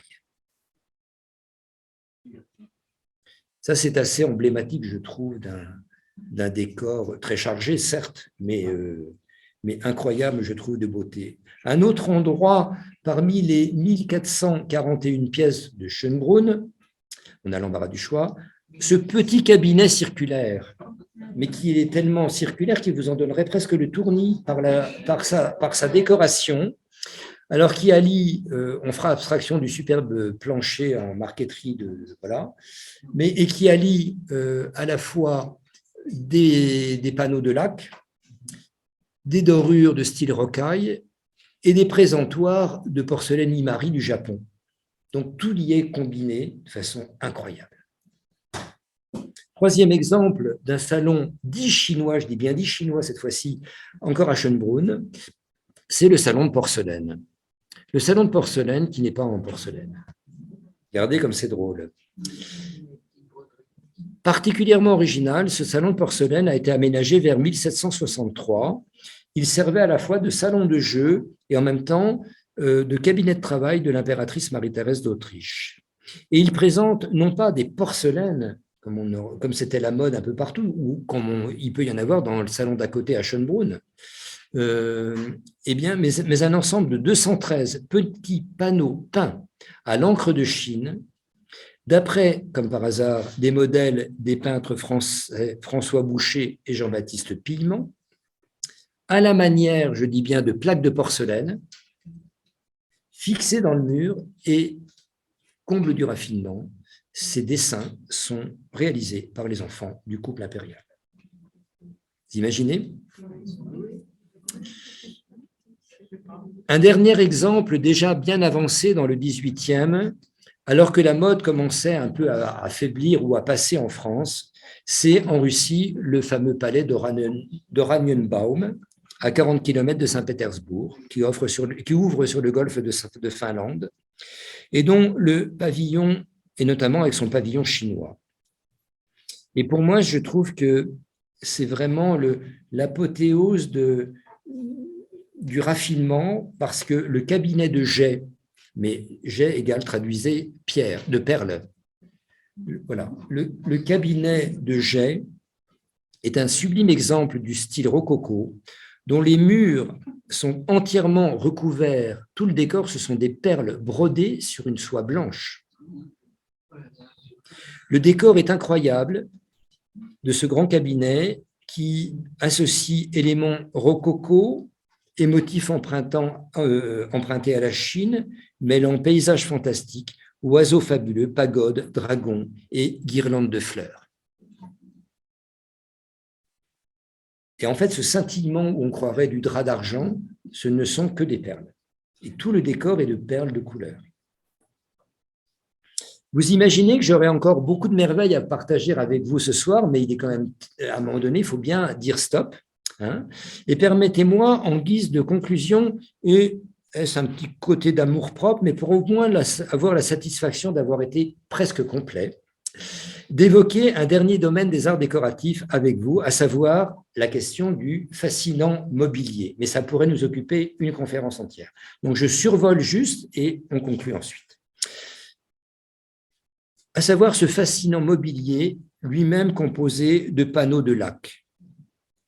Et on vient de le voir dès 1680, les Européens ornent de murs, les murs de leurs salons chinois, mais c'est surtout le travail des ébénistes, principalement français, qui entrent en ligne de compte, et en particulier avec la transformation des panneaux de laque pour s'intégrer dans du mobilier. Et on pourrait vraiment dire, et donner donc une nouvelle impulsion et une nouvelle sensibilité aux collectionneurs du XVIIIe. Et de sorte que la commode va devenir un des meubles emblématiques de cette époque, comme celle-ci réalisée par Bernard van Riesenburg. Alors pendant des années, on avait des meubles estampillés BVRB, hein, qui sont Bernard van Riesenburg. Voilà. Et il y a eu une thèse de l'école du Louvre en 1957 qui a finalement découvert que cet homme, il avait un nom, mais que s'il travaillait dans l'anonymat, c'était qu'à cause des marchands merciers qui commercialisaient ces commodes auprès des plus grands princes français et qui, pour mieux avoir la main mise sur lui, en fait, le cachaient jusqu'à la révélation de cette thèse de l'école du Louvre en 1957. Et donc, Bernard van Riesenburg, aujourd'hui, vous en avez dans les plus grands musées. Mais ce qu'il faut bien comprendre, c'est que les panneaux de laque arrivaient plus grands qu'ils ne sont et étaient taillés, coupés pour être adaptés au fronton, à la façade et aux côtés des commodes. On pourrait en dire autant des encoignures, encore celle-ci de Bernard, voilà, vous voyez le nom écrit, qui, elle, évidemment, ces deux pièces sont au Getty Museum de Los Angeles. Mais on pourrait dire la même chose des paravents. Regardez, un paravent de 12 feuilles, dans une collection particulière en lac de Coromandel du 18e. Et on va en terminer par encore, tout à l'heure, si vous vous souvenez, quand je vous ai présenté les marchands merciers, je vous ai dit que c'était des créateurs. Parce qu'en fait, ils avaient transformé des objets déjà très beaux en eux venant de la Chine. Eh bien, en voilà un exemple. Eh bien, voilà. C'est-à-dire qu'ils importaient des porcelaines aussi superbes les unes que les autres et ils les faisaient monter par des bronziers français, la plupart du temps parisiens, qui, dans le style rocaille ou un peu plus austère, eh bien, leur donnait un pied, des anses, des préhensions, etc. Voilà. Et alors, la partie de ce gros rouleau bleu, là, avec un décor avec tête de lion et des anneaux, c'est ni plus ni moins un tabouret de jardin chinois en porcelaine, monté, qui est aujourd'hui conservé, je crois, à Versailles. Alors, il est de l'époque Kangxi, donc le fameux qui a eu ses relations avec Louis XIV, là, donc 1762-1722. Et la monture, elle est un peu plus tardive parce qu'elle date des années 1770. Ou alors, ce vase en couleur céladon, avec cette superbe monture, voilà. Et alors, cette fascination, si vous voulez, de la porcelaine japonaise va quand même piquer au vif les manufactures françaises qui galéraient pour n'avoir que de la faïence à l'époque. Parce que le 18e va être la découverte en France du kaolin, parce que grâce aux relations des missionnaires, on savait que la porcelaine chinoise était faite à partir de kaolin.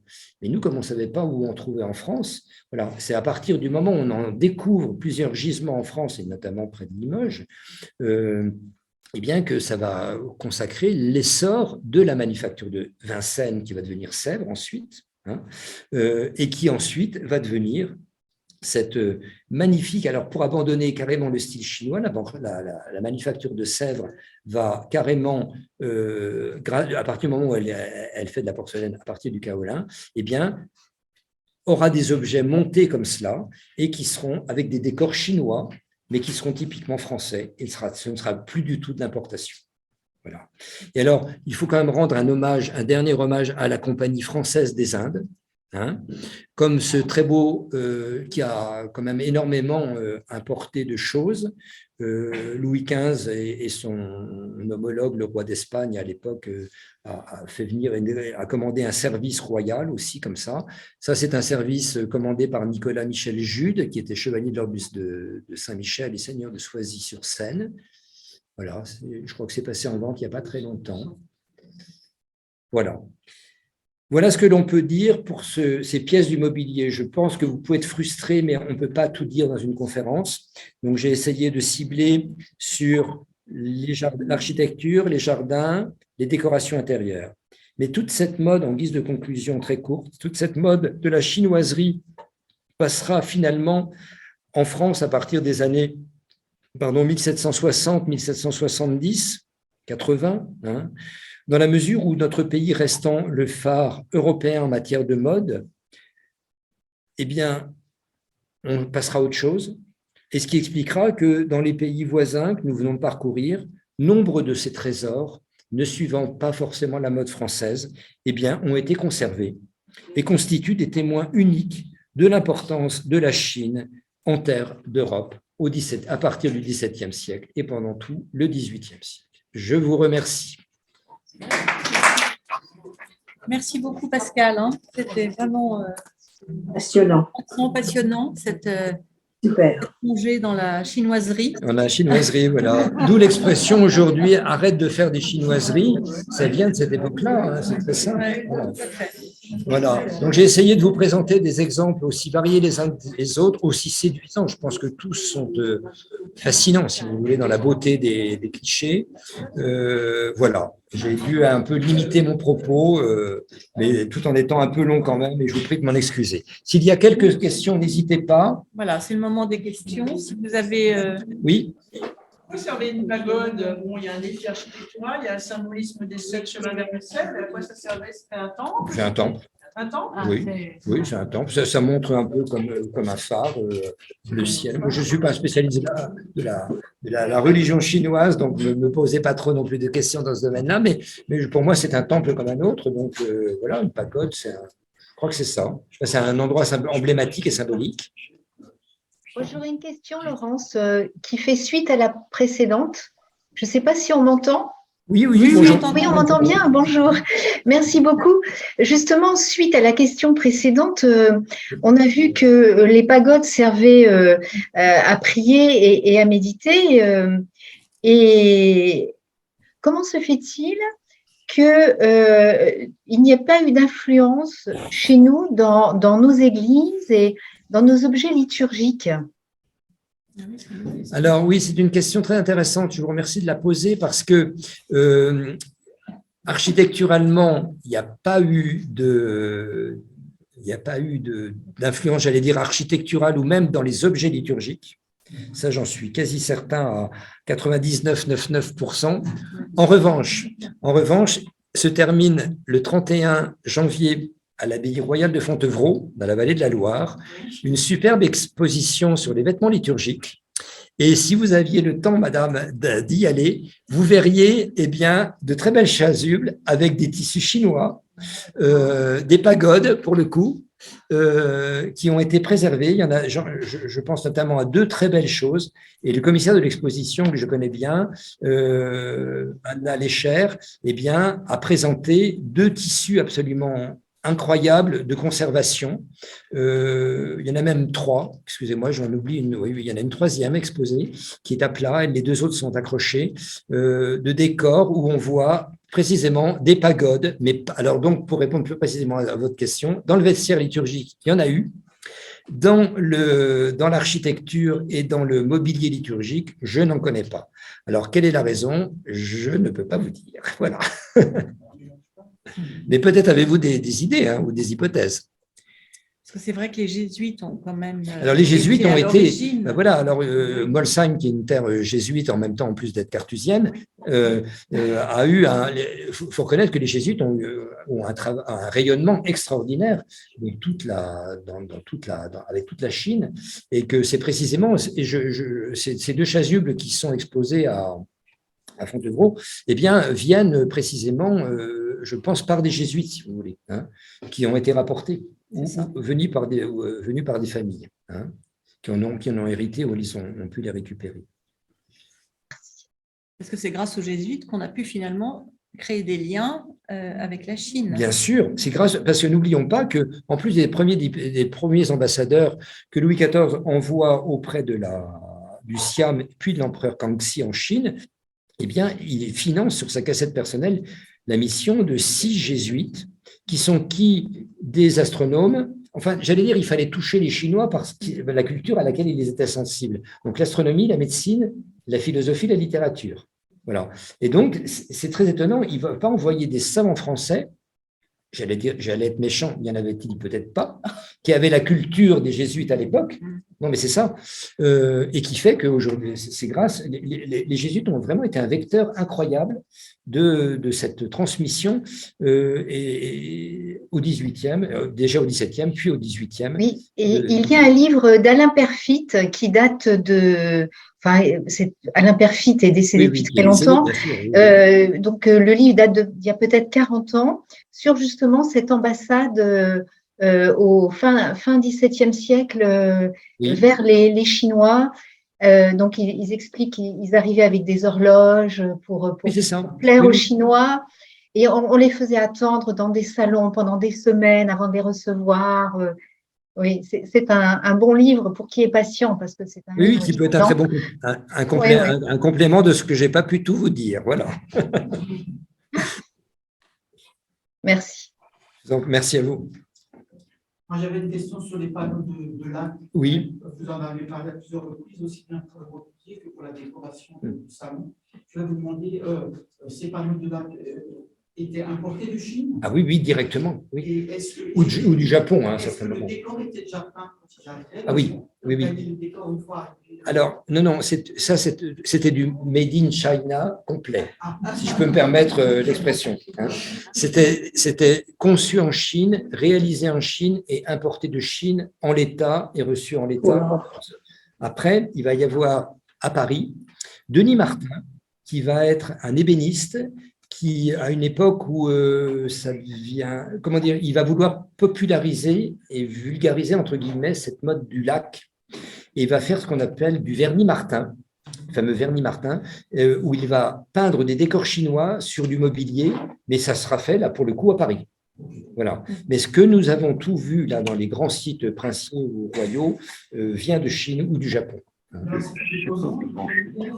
Alors, c'était des commandes et via l'intermédiaire de ces fameux marchands merciers de Paris, mais certains, on n'imagine pas, se sont enrichis de manière incroyable, parce qu'évidemment, comme ils avaient quand même les plus grands de l'aristocratie ou de… ils sont remplis des poches. Sous ces panneaux de lac, là, Oui. c'était de la peinture. Non, c'est de la peinture. Hein. C'est de la peinture. Et alors, c'est tout l'art du l'art chinois ou japonais, c'est qu'il y a du relief. Et en tant que, quand Laurence m'a présenté, tout à l'heure, je suis restaurateur, je dirige l'atelier de restauration de tableaux de l'abbaye. Un jour, on m'a proposé de restaurer un grand paravent en lac de Coromandel, mais j'ai refusé parce que c'est une vraie spécialisée, le lac, hein, à travailler dessus. C'est pas un coup, c'est une superposition de couches, mais c'est très compliqué si vous voulez. Et c'est par cette superposition de couches qu'ils obtiennent ces reliefs qui sont absolument extraordinaires. Moi, je voulais savoir une chose, Pascal. Quel a été le rôle en fait des marchands merciers pour le goût, cette espèce de goût fantasmé de la Chine? En fait, c'est eux qui, en fait, en voulant vendre des objets chinois, ont contribué à cette espèce de fantasme d'une Chine lointaine et d'une Chine faite d'une certaine façon. Oui, ils les ont contribué. En fait, je dirais, à ce niveau-là, ils ont été vraiment, au sens basique du terme, des importateurs. C'est-à-dire que là, ils ont fait connaître, grâce à leur négoce et leur réseau dans les comptoirs, hein, parce qu'on imagine, ça venait pas par avion, hein, et puis les bateaux de l'époque n'avaient peut-être pas la flottabilité d'aujourd'hui, donc une tempête, on a retrouvé quand même un certain nombre par des missions archéologiques, des bateaux entiers coulés en mer de Chine, remplis de porcelaine, hein, qui étaient destinés à être exportés. Donc ces marchands merciers ont énormément contribué, si vous voulez, à vraiment à introduire en France les objets chinois et à les faire connaître, les faire aimer et apprécier. Parce que je pense que ces marchands merciers qui étaient spécialisés dans ce commerce avaient certains un goût extraordinaire. Bon, donc ils allaient chercher les meilleures des pièces. En revanche, là où ils ont une double activité, ils sont en même temps créateurs, parce que les fameuses porcelaines qu'on a vues monter tout à l'heure, c'était eux qui donnaient à des bronziers parisiens la mission voilà. Et c'est pour ça que je pense que ils ont orienté la mode tout au point qu'ils pouvaient autant la construire que la démolir. Vous voyez, et ça c'est assez incroyable. Voilà. Oui, madame. Est-ce qu'en Allemagne et en Hollande, par exemple, il y avait aussi des marchands comme les Mercier? Alors, je n'ai pas l'impression. Du côté de Dresde, oui, alors, je vais vous faire une réponse de Normand que je ne suis pas. Oui et non. Alors, oui, parce qu'il y avait la compagnie néerlandaise des Indes orientales, donc ils avaient obligatoirement des comptoirs et des importateurs. Mais comme c'était Paris qui faisait la mode, j'allais dire, les cours européennes venaient plutôt acheter à Paris. Vous voyez, et c'est ça qui est assez intéressant. Alors, est-ce que nos marchands merciers parisiens avaient peut-être aussi des liens avec leurs collègues suédois, norvégiens ou je ne sais pas quoi? C'est possible, ça. Donc, mais je les connais moins bien. Donc, c'est pour ça que je me suis limité à Paris. Hein. Donc, oui, ils ont existé, mais être aussi influenceurs que l'ont été nos Français, j'ai quelques doutes. Voilà. Et madame. Alors, nous, on a beaucoup de Chinois. Parce que j'ai le micro qui me… On parle un peu plus fort. Les Chinois, parce qu'ils s'approprient les techniques. Et nous, à cette époque, on a essayé de comprendre comment ces céramiques étaient fabriquées, comment le lac était… On a essayé de concurrencer les… Alors, non. Alors, j'allais dire, la seule… oui, alors… Une fois de plus, oui et non. Oui, parce que pour la porcelaine, puisque ça nous a déterminés, parce que depuis des années, parce que je ne sais pas si vous vous rendez compte, quand Yongle, l'empereur de Chine au 15e, fait construire la pyramide en porcelaine de Nankin, au 15e en France, on n'en est même pas à l'invention du grès, on en est encore à la mauvaise terre cuite. Donc la porcelaine, voilà. Donc, et on comprend qu'à partir du 17e, le goût se raffinant, voilà. On était fasciné par le côté translucide, c'était ça, le côté translucide de la porcelaine chinoise. Et donc, c'est pour ça que l'histoire du kaolin, ça a vraiment déterminé, était l'avenir de Sèvres. Après, je pense que les jésuites étaient de gentils espions. Hein, c'est ça, c'était ça. C'est ça. Non. Ah non. Et Louis XIV, en envoyant cette mission jésuite, n'avait rien d'autre que d'étendre le pouvoir de la France hors de l'Europe, si vous voulez. Hein. Donc, je pense que… Est-ce qu'on a essayé de comprendre? Je ne pense pas. En revanche, j'ai lu, je ne sais plus si ce n'est pas dans Isabelle Tigrou, dans cet article sur les marchands merciers, en préparant la communication, que en fait, la Chine, devant l'importance des commandes qui leur étaient demandées, à un moment donné, a essayé d'adapter son goût au goût français. C'est ça qui est très intéressant. Pour pouvoir fournir… Vous voyez, c'est ça qui est très drôle, en fait. Voilà. Et je pense qu'aujourd'hui, dans le milieu de l'art, les mythos chinois de l'art du XXIe siècle, aujourd'hui, achètent énormément de choses, hein, de choses qui ont été faites, qui viennent de chez eux, mais qui sont tellement emblématiques de ce que nous, on aimait, qu'ils nous les rachètent aujourd'hui pour les réintroduire dans leur musée. C'est ça qui est très drôle. C'est une espèce de cercle à l'envers, enfin de boucle à l'envers, si vous voulez. Donc ça, c'est très beau, je trouve, en même temps. Mais je n'irai pas jusqu'à dire qu'on a essayé de rentrer… là. Parce que il faut bien comprendre que, regardez, on va transposer, on va pas aller aussi loin que la Chine, mais quand Colbert, avec ses grandes manufactures de tapisseries, etc., dites-vous bien que la Galerie des Glaces à Versailles devient, nous, aujourd'hui, quand on la voit, on dit oui, c'est somptueux, c'est magnifique, etc., etc. Et on ne réalise pas que, tout comme les Européens du XVIIe, XVIIIe siècle s'extasiaient sur les porcelaines, au XVIIe siècle, la Galerie des Glaces, quand elle a été réalisée, on ne réalisait pas que les glaces qui ne sont pas d'un seul tenant. C'est pour ça que ce sont des parts closes en métal, parce qu'on était incapable de faire… Voilà. Et en fait, Colbert avait envoyé des espions à Murano, à Venise, pour shipper l'idée de la glace, la technique, parce que nous, on pouvait faire que des trucs comme ça, et les Vénitiens, on faisait des grands comme ça. Donc, c'était la honte de la France, si vous voulez. Voilà. Donc, c'est comme ça que Colbert a réussi à soudoyer. C'est comme ça que la Galerie des Glaces est emblématique pour ça, parce que c'est l'image du début de l'espionnage industriel. C'est qu'en fait, Colbert a réussi à soudoyer deux verriers que, moyennant finance, il a réussi à faire venir à Paris et travailler pour Versailles. Vous voyez. Donc, on imagine que pour les lacs, on n'a pas réussi. C'est pour ça qu'on a continué à importer. C'est pour ça qu'à un moment donné, Denis Martin a fait de la faux… Voilà. Tous les cartels, en fait, ça vient… Et les cartels en forme en corne, là, voilà. C'est absolument pas chinois. Ça, c'est du vernis Martin, des couches de vernis sur une peinture verte ou rose ou bleue, vous voyez, si vous voulez. Donc, il y a des choses qui ont quand même été bien gardées, si vous voulez. Hein. Puis, je pense qu'à la limite, vouloir nous-mêmes faire la chose en la faisant moins bien, ça n'avait aucun intérêt. Voilà. En revanche, là où Sèvres a été absolument pertinente, c'est que la mode aussi de la Chine a passé, comme toute mode, hein, ça passe. Et donc, à un moment donné, ils ont continué à reproduire ce décor chinois, mais de façon extraordinaire. Hein. Enfin, il y a des puretés de choses dingues. Mais qui devenaient vraiment des pièces françaises, là, si vous voulez. Hein.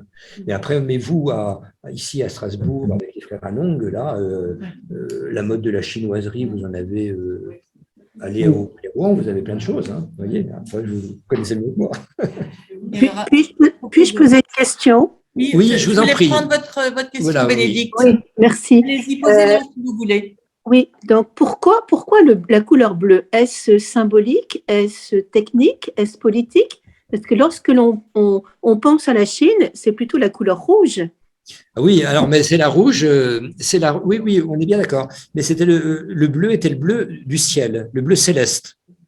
Voilà, le bleu céleste. Et je pense que le rouge, si vous regardez bien, le rouge ne vient que plus tardivement dans l'image de la emblématique de la Chine. J'aurais pas l'impudence de dire que c'est la Chine communiste. Hein. Voilà, on va pas faire de mauvais rapprochements. Excusez-moi, je vous taquine. Mais en même temps, le bleu céleste, c'était un bleu qui était vrai. Et quand vous regardez au XVIIe et au XVIIIe siècle, la plupart de leurs estampes, il n'y a quasiment pas de rouge. Voyez, regardez ce que Laurence avec Okusa, il a avec la vague. Vous n'avez pas une pointe de rouge, vous avez du bleu. Donc, je pense qu'à un moment donné, le bleu avait une véritable fascination aussi pour les Chinois parce que ça représentait le ciel. Après, vous en dire davantage, je suis incompétent. Voilà. Mais il faut savoir aussi qu'en faïence et en porcelaine, le bleu est connu depuis l'Antiquité, si vous voulez. Donc, c'est un pigment qui est utilisable facilement, hein, parce que regardez, le bleu des Égyptiens, il était connu, et donc, a fortiori, la Chine aussi. Hein. Donc, c'est sans doute une question technique également. Oui, aussi, je pense que ça doit entrer en ligne de compte. Hein. Parce que les rouges sont très compliqués à obtenir hein, en porcelaine, bien évidemment. Grand merci. Je vous en prie, merci d'être présente. Puis-je poser une question? Oui, je vous en prie. Bonjour, monsieur. Nous avons eu une conférence magnifique grâce à vous. Je me demandais si des objets de sculpture en ivoire ou en pierre naturelle, en agate, en jade, ont été aussi copiés par l'Europe, ou bien c'est le manque de matériaux primaires qui ne l'a pas permis? Alors, non, oui, très bon, merci de la question parce que voilà, elle évoque tout de suite quelque chose dans mon esprit. On n'a jamais voulu copier parce qu'on n'avait pas de jade déjà en Europe, mais en revanche, c'était quand même Louis XIV avait sa collection personnelle de pierres de jade, de sculptures de jade, voilà. Et donc ça faisait partie de la grande importation chinoise. En revanche, pour l'ivoire, c'était un peu différent parce que voilà, étant normand d'adoption, la ville de Dieppe est un grand port ivoirier. Et jusqu'à ces dernières années, vous avez encore eu des grands sculpteurs d'ivoire. Et je vous encourage un jour, vous allez vous promener en Normandie, d'aller au château-musée de Dieppe. Vous aurez des salles d'ivoire absolument superbissimes. Hein.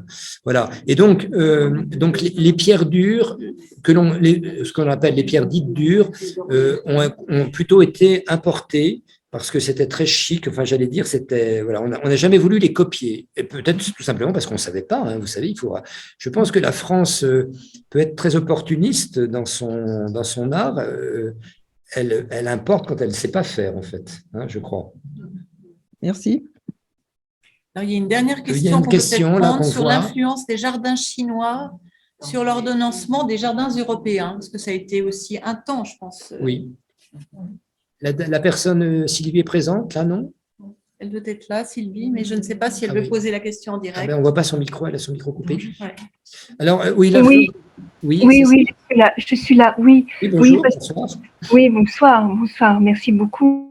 Oui, je me posais la question parce que les jardins chinois sont très spécifiques, hein, sont particuliers. Oui. Et donc, dans votre conférence, vous n'avez pas parlé de cet aspect-là. Alors oui, donc vous avez bien compris qu'il faut que je vous fasse une conférence de 4 heures si vous voulez que je traite de tout. Non, je vous taquine. Je vous renvoie la balle et je vous réponds. Et donc, donc si j'en ai pas parlé, c'est parce que au XVIIe et au XVIIIe siècle, dans l'esprit que l'on concevait du XVIIe d'un jardin chinois, à partir du moment où vous aviez juste une petite construction et qu'on abandonnait les principes d'André Lenôtre, donc du jardin à la française, et qu'on tombait plutôt dans le jardin anglais, c'était suffisant pour considérer que chez soi, dans son parc princier ou royal, vous aviez un jardin chinois. C'est seulement à partir du 19e, et ça renvoie à la précédente conférence qui a été faite sur le japonisme en octobre, que là, la mode du jardin japonais avec petits ponts, graviers de couleurs, etc., et cascatelles, et tuyaux et bambous, etc., va vraiment se multiplier. C'est pour ça que j'en ai pas parlé, parce que ça n'entre pas dans mon propos du 17e et du 18e siècle. Voilà. Ok, d'accord. Voilà, c'est tout. Mais voilà. Je ne savais pas que ça ne coïncidait pas avec l'époque. Voilà. Non, mais je vous en prie, mais très bien, merci d'avoir posé la question. Merci. Voilà. Je pense que ça a été riche de questions. Merci à tous. Merci Pascal. Oui, merci à tout le monde, les présentiels et les distanciels. Bravo. La prochaine fois, on se retrouve il y a une petite coquille sur le programme, excusez-nous. C'est pas le 3 février, mais le 4, le vendredi, le samedi 4 février. Et donc, on aura un sujet de nouveau d'architecture. On avait eu une conférence pour les plus anciens de nos auditeurs sur Le Corbusier il y a de cela des années. Et Le Corbusier a durablement marqué un certain nombre d'architectes, dont Tadao Ando, qui est un architecte japonais. Et donc, Le Corbusier parlait du jeu savant, correct et magnifique des volumes assemblés sous la lumière. Et alors, il a été assez influencé par Le Corbusier, et ce sera intéressant de voir en quoi il a été influencé. Il a fait différentes choses, dont le bâtiment de la Bourse à Paris et une église de la Lumière aussi. Donc, c'est Anne Vuillemard-Gène, qui est historienne de l'architecture, qui viendra nous parler de Le Corbusier de Tadao Ando, du savant jeu des volumes assemblés sous la lumière à l'éloge de l'ombre. Voilà. Donc, soyez nombreux à assister à cette prochaine conférence. Et puis, d'ici là, on vous souhaite un excellent week-end. On vous remercie de votre attention. Et on a notre assemblée générale le 27, vendredi prochain, en distanciel. Donc, soyez présents. Merci à tous. Bonne soirée et merci de votre soutien et de votre écoute. Au revoir.